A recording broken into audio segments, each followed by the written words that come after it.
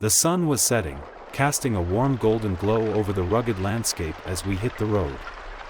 It was a classic American road trip, 4 friends in a beat-up van, chasing adventure and freedom along the open highway.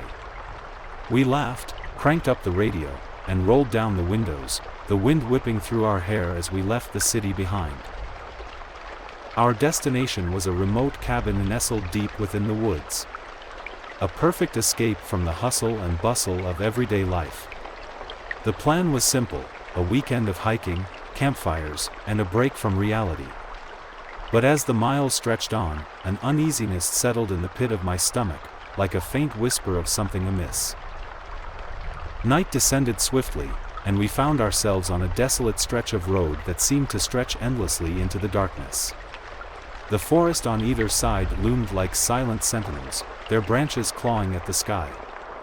A sense of isolation crept in, the weight of the wilderness bearing down on us. I glanced at the GPS, which stubbornly showed no signal. We must be in a dead zone, I muttered, trying to dismiss the growing tension. But the unease in the van was palpable. The jokes had faded, replaced by furtive glances and hushed voices. The road ahead twisted and turned like a serpent, and I couldn't shake the feeling that we were being watched. Each passing mile brought a gnawing sense of dread, and the laughter that had once filled the van now seemed like a distant memory. Suddenly, a figure emerged from the darkness ahead. A hitchhiker, standing at the side of the road with his thumb out. As we approached, I could see that he was disheveled, his clothes tattered and his eyes wild. "Should we pick him up?" someone asked hesitantly. Against my better judgment, I slowed down and the hitchhiker climbed in. The air grew heavy with an eerie silence as he settled into the back seat. His gaze was fixed on the road ahead, his lips moving in a silent chant. I could feel his intensity, a palpable energy that made my skin crawl. "Where are you headed?" I asked, trying to break the tension. He turned his eyes toward me, and I was met with a stare so intense it sent a shiver down my spine.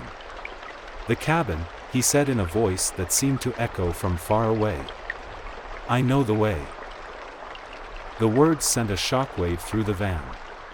How could he possibly know about our destination? I exchanged uneasy glances with my friends, but none of us dared to speak. The atmosphere had shifted, as if we had crossed into a different realm. The hitchhiker guided us through a series of turns that weren't on any map, leading us deeper into the heart of the forest. The trees loomed closer, their branches intertwining like skeletal fingers. My heart pounded in my chest, a sense of foreboding growing with each passing minute. Finally, the van came to a stop in front of a dilapidated cabin, its windows shattered and its walls covered in ivy. The hitchhiker stepped out, his eyes fixed on the cabin as if he were seeing it for the first time. "This is your destination," he said, his voice distant yet haunting. We watched in silence as he disappeared into the darkness. Fear and confusion gripped us, but a morbid curiosity compelled us to explore the cabin. Inside, the air was thick with the scent of decay. The walls were adorned with faded photographs and strange symbols, and the floor creaked beneath our feet. As we ventured further, a feeling of being watched intensified.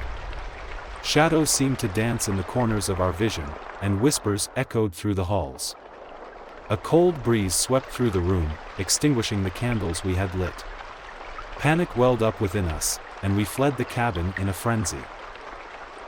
Back in the van, we sped away from the cabin, the forest seeming to close in around us. The hitchhiker was nowhere to be found, but his presence lingered like a sinister specter. The road ahead stretched endlessly, and the GPS remained stubbornly silent. Hours passed in tense silence before we finally reached civilization. The sense of dread that had gripped us began to fade, replaced by a mixture of relief and disbelief. We had escaped whatever malevolent force had been lurking in the woods. But the memories of that night continue to haunt me. The cabin, the hitchhiker, the feeling of being watched, they are etched into my mind like a scar. And though we made it out physically unscathed, I can't help but wonder if a piece of that darkness still lingers within us, waiting for the right moment to resurface.